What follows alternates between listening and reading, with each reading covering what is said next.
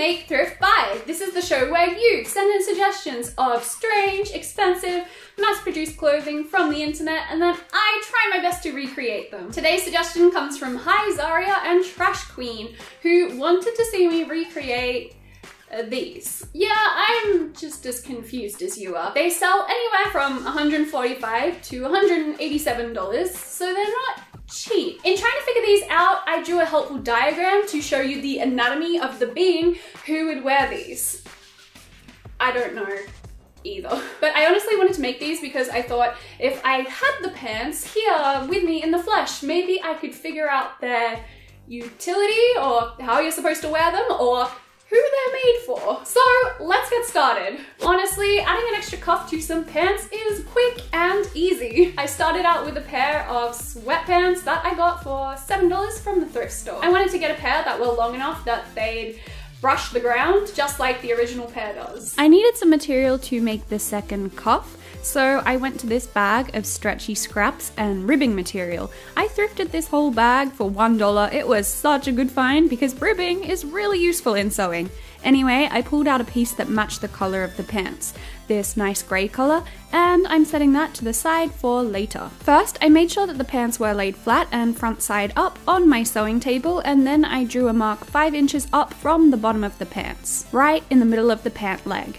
I then used this mark as the middle point for a cross. I made a 3-inch high and 3-inch wide cross on the pants like this. Then I connected the ends of these lines up with some curved lines to make a circle. Now, I kind of just winged this measurement because it looked about right, but a more accurate way to do it would have been to calculate the size of the circle based on my own ankle circumference, which is 8 inches, and then add about 2 inches for getting my feet in the hole, and then subtract 1 or 2 depending on how stretchy the pants are. Whack that into the formula for a circle to get the circle's radius and diameter. So I was close with 3 inches. But basically, it's better to start with a small circle and make it bigger if you need to, so underestimate the measurements wherever you can. Then I decided I wanted the cutout to be a little bit lower, so here I'm just drawing another circle just below the first one. And then I cut out the fabric that's inside the circle, giving me this. I tried them on at this point just to make sure I could get my feet all the way through these new leg holes.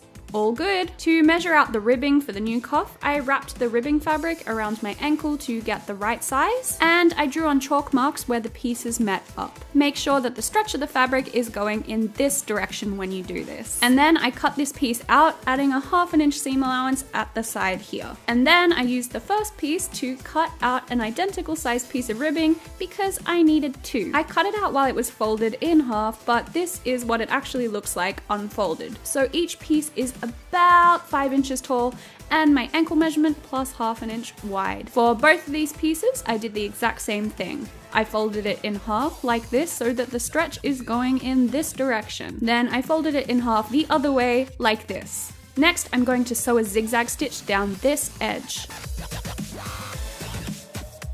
And after doing that, it looked like this. Then I trimmed the excess fabric away from the seam here with a pair of scissors. And then I turned it the right way around and I have a little cuff. I repeated this for the other piece of ribbing to give me 2 cuffs. Time to attach them to the pants. Now this is probably the trickiest part, so watch carefully. First, I turn the pants inside out. The cuff has a raw edge and a nice end. So I put the cuff nice end facing down through the hole. So what I'm basically doing is matching up the raw edges of the cuff and the hole in the pants. And I'm also making sure that those raw edges are pressed right sides together like this. Then I just added a bunch of pins around the edges to hold the 2 pieces together. While doing this, I also stretched the cuff to make sure it was pinned on evenly all the way around the hole. So when I was done pinning, it looked like this.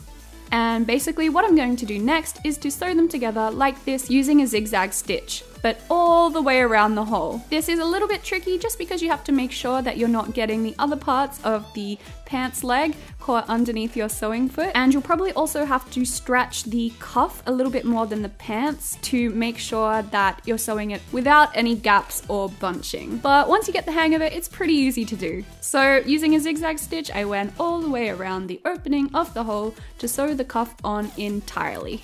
Then I turned the pants the right way around and I got this. So that's it. Now it's time to see how did I go? So as I said, it was a pretty easy task to add extra cuffs to my pants. So this make thrift buy is a... But what I really wanted to figure out was what the point of these pants might be. I wanted to give them a fair critique, so I wore them around for the day. But basically, the 4 things that I noted from this was 1. Don't wear them when it's just been raining. I mean, this was from 5 minutes of walking around and the bottom edge is quite wet. 2. I'd like them better without the flap, which is already a thing called joggers. They're not the worst. I think they're kind of cute, but I think what would be cuter is just like sweatpants that are just like that, you know? 3, I was terrified to go on escalators wearing them.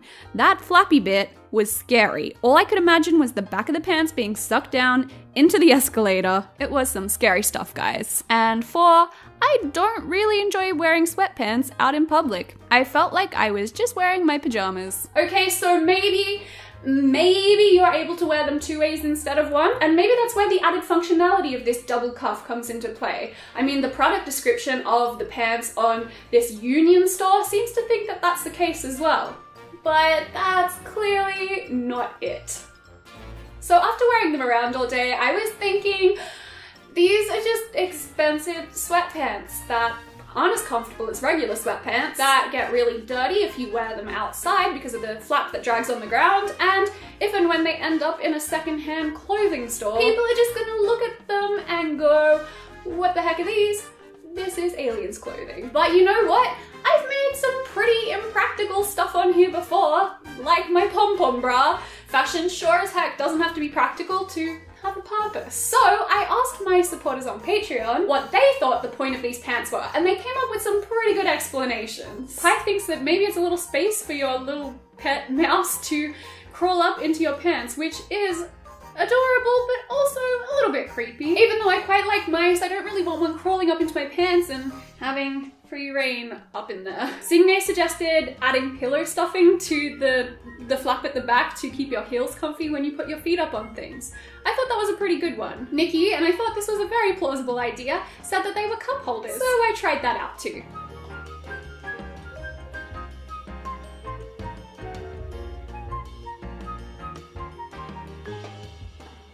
And then when Katie, this is Katie, say hi. Oh, hi. Came around to my house, I showed them to her and she was like, you know, maybe they're made for 2 people to wear at once. And well, that quickly escalated to...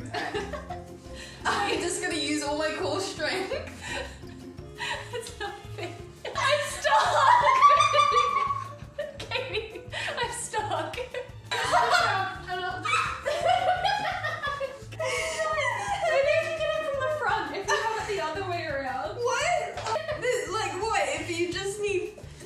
It's to warm your friend's feet! It's to warm your friend's feet!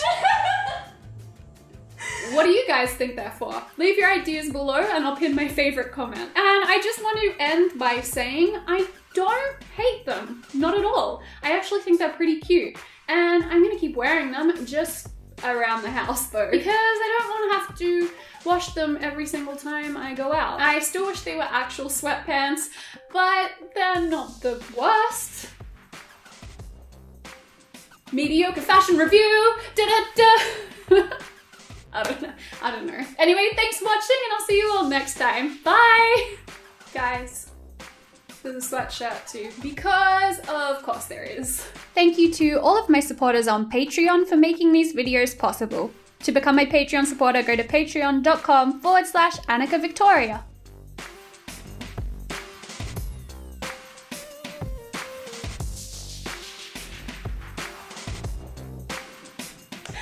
Welcome to Make Thrift Buy, the show where you send me suggestions.